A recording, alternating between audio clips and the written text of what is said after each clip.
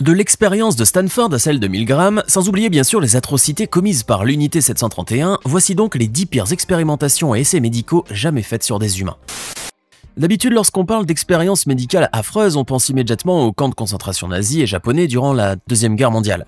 Pourtant, ni les Allemands ni les Japonais n'avaient vraiment le monopole de ces horribles expérimentations sur des êtres humains. Car au pays de l'oncle Sam aussi, on s'adonnait à ce genre de pratiques immondes. L'étude de Tuskegee sur la syphilis en est d'ailleurs l'un des exemples les plus frappants et très certainement aussi des plus abominables. C'est en effet en 1932 que débuta cette expérimentation médicale à grande échelle dont le but était de permettre aux médecins d'étudier l'évolution de la syphilis lorsqu'elle n'est pas traitée. Les chercheurs enrôlèrent donc 600 pauvres cobayes, tous d'origine afro-américaine et dont 399 d'entre eux avaient déjà contracté la syphilis, le reste étant sain. On avait assuré à ces pauvres gens qu'ils allaient participer à une étude scientifique et qu'ils allaient tous recevoir des soins gratuits, des repas chauds, ainsi qu'une somme de 1000 $ pour leurs funérailles si jamais ils décédaient. Mais on avait bien évidemment omis de leur dire qu'ils avaient la syphilis, car le but inavoué de cette infâme expérience était de connaître comment pouvait évoluer cette maladie sans traitement. Ces malheureux ont donc dû endurer les affres et les souffrances les plus terribles sans jamais pouvoir prétendre à des médicaments ou à des soins. Le pire, c'est que l'expérimentation, qui ne devait durer que 6 mois, s'est prolongée jusqu'en 1972, durant ainsi plus de 40 ans, toujours à l'insu de ces hommes malades. Car même si un traitement efficace de la syphilis avait été découvert dès 1940, la pénicilline en l'occurrence, les chercheurs ne cherchent jamais à stopper l'expérience ou du moins à administrer ce nouveau traitement aux cobayes. Ces malheureux furent donc condamnés à mourir à petit feu durant toutes ces années, faisant ainsi de l'expérience de Tuskegee l'une des actions les plus cruelles et les plus inhumaines jamais commises par le gouvernement des États-Unis sur ses propres citoyens. L'expérience de Stanford est une étude psychologique sociale qui avait été dirigée en 1971 par le célèbre psychologue américain Philip Zimbardo. Cette étude, financée par l'armée américaine, avait pour but de comprendre la raison des conflits dans le système carcéral. On recruta donc un total de 24 personnes adultes en bonne condition physique et mentale et on les scinda en 2 groupes de 12, celui de prisonniers et celui de gardiens de prison. Tout ce que ces pauvres bougres savaient, c'est qu'ils allaient recevoir 15 $ par jour pour jouer dans une sorte de simulation de prison. On les emmena alors dans les sous-sols du bâtiment de psychologie de l'université Stanford, un endroit qu'on avait spécialement réaménagé pour le faire paraître comme un véritable pénitencier. Tout avait été calculé au détail près afin de rendre cette expérience carcérale plus vraie que nature, avec des uniformes de matons et des matraques pour les gardiens, ainsi que des tenues de tôlards pour les prisonniers, qui devaient aussi se trimballer avec des chaînes de fer aux pieds. La première journée de cette expérimentation se déroulant sans anicroche, il est vrai, les participants étaient encore excités par cet environnement nouveau et cette situation insolite. Mais dès le lendemain, les ennuis commencèrent et une émeute éclata parmi les prisonniers, que les matons ont tenté de casser par tous les moyens, y compris par la violence.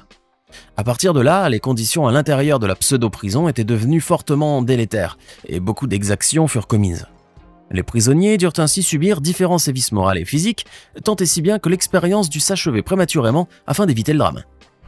Ainsi, après seulement 6 jours, cette douloureuse expérimentation prit fin avec la conclusion toutefois que face à un pouvoir jugé légitime, l'obéissance des gens sera aveugle et que chaque individu est conditionné par le rôle qu'il exerce dans la société, nonobstant sa propre personnalité individuelle. L'oncle Sam a décidément une tendance morbide pour les expériences à la Frankenstein, comprenez par là des expérimentations médicales sur des êtres humains non consentants. Des scientifiques américains, bien peu scrupuleux, avaient ainsi effectué en 1946 des expériences médicales sur des cobayes humains au Guatemala. On avait alors sciemment inoculé la syphilis ainsi que d'autres maladies sexuellement transmissibles à quelques 1308 personnes sans leur consentement.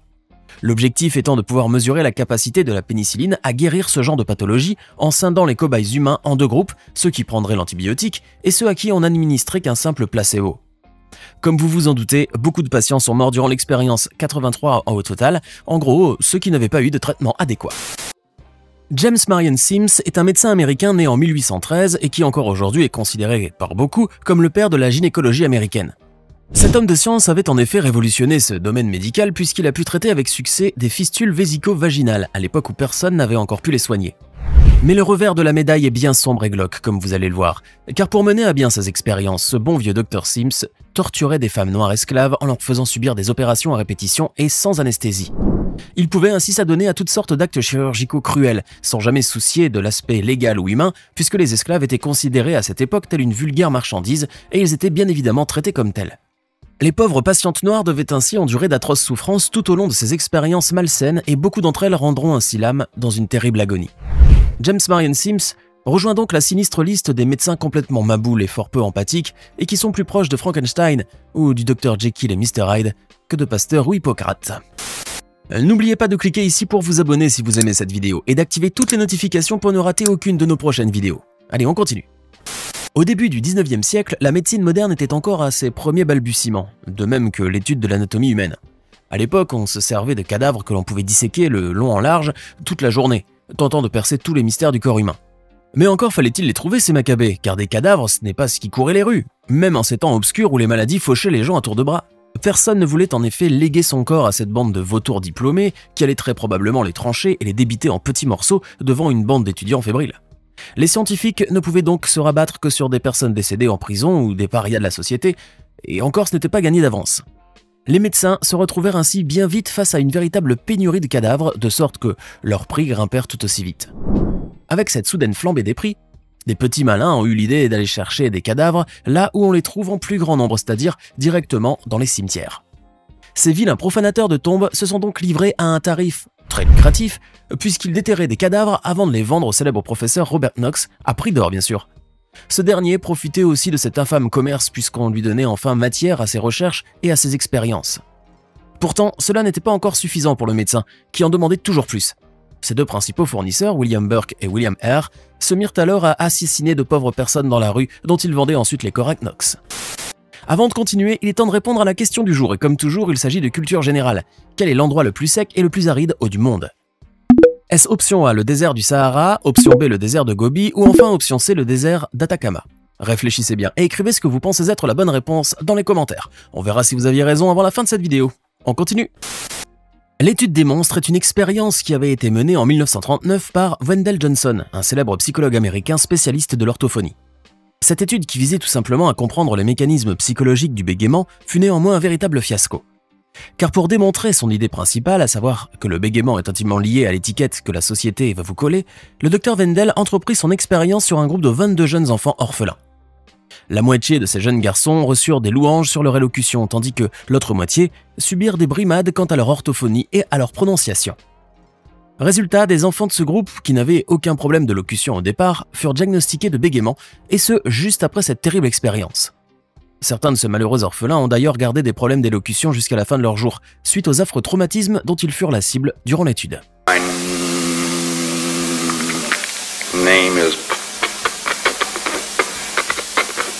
Peter McCabe, and I spent... Si aujourd'hui le Japon est un beau pays hyper développé et où les gens sont super sympas, à l'époque de la Deuxième Guerre mondiale, c'était une toute autre affaire.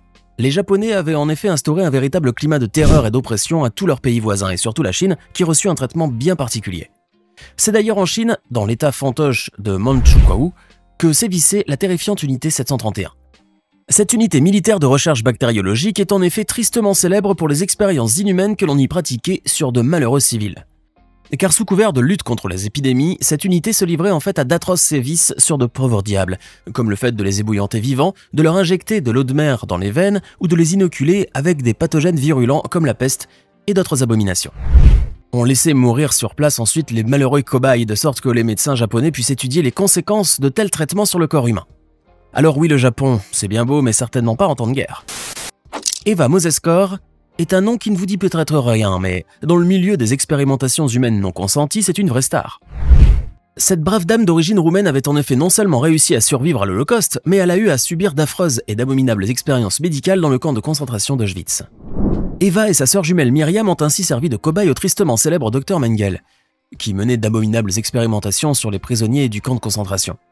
Ce dernier effectuait en effet des actes médicaux et chirurgicaux fort peu éthiques, et sa proximité avec le chancelier allemand Adolf Hitler faisait de lui un homme intouchable. Il pouvait donc se livrer à toutes sortes d'atrocités au nom de la science, et celle sur les jumelles Eva et Myriam en faisait partie. On injecta ainsi aux deux malheureuses sœurs différentes substances inconnues, qui les firent horriblement souffrir, et on se livra sur elles à toutes sortes d'études malsaines et glauques. Eva et Myriam résisteront malgré tout à tous ces sévices, et plusieurs décennies après cette tragédie, elles ont su pardonner à leurs tortionnaires et ont pu ainsi tourner cette douloureuse page. Que feriez-vous si vous aviez le pouvoir d'infliger de la douleur à une personne en toute impunité et sans que cela ne vous soit même reproché? Si cette question vous intrigue et que vous n'arrivez pas à y répondre, sachez que des scientifiques se sont posés la même et ont mené toute une expérience pour pouvoir lui trouver une réponse. Effectuée en 1963 par le psychologue américain Stanley Milgram, cette expérimentation tentait d'étudier le degré d'obéissance des gens face à une autorité légitime. Pour cela, l'expérience mettait en scène 3 personnages, le sujet de l'étude, un comédien faisant office d'élève et un superviseur qui représentait l'autorité officielle. Le principe était que le sujet jouerait le rôle de professeur et qu'il infligerait des chocs électriques de tension croissante à l'élève si celui-ci se trompait dans un jeu de mémoire. Le sujet ne savait bien évidemment pas que les chocs électriques étaient simulés, puisque l'acteur faisait mine de se tordre de douleur. Mais malgré ses cris de souffrance, pour le moins réalistes, plusieurs sujets de l'étude continuèrent à infliger les décharges, démontrant ainsi un incroyable manque d'empathie. Et comme toujours sur votre chaîne YouTube préférée, nous vous avons réservé le meilleur pour la fin, ou plutôt le pire en l'occurrence. Faites connaissance avec le docteur Joseph Mengele, le médecin nazi qui provoquait des cauchemars aux prisonniers des camps de concentration allemands. Mengele a en effet mené d'abominables expériences médicales sur de pauvres cobayes humains, dont beaucoup sont décédés sous les coups de son scalpel. Considérant les juifs comme des sous-humains, il pouvait se permettre les plus graves offenses sans en être jamais inquiété. Joseph Mengele ne sera pourtant jamais jugé pour tous ses crimes, puisqu'il s'échappera vers l'Amérique du Sud à la chute du Troisième Reich. Maintenant, dites-nous dans les commentaires ce que vous pensez de ces expérimentations malsaines et lugubres sur des êtres humains. Et pour le quiz du jour, la réponse est bien le C. Le désert d'Atacama au Chili est considéré en effet comme le lieu le plus sec et le plus aride de toute la planète. J'espère que vous avez été nombreux à trouver la bonne réponse. N'oubliez pas de vous abonner et de cliquer ici pour regarder une autre de nos vidéos.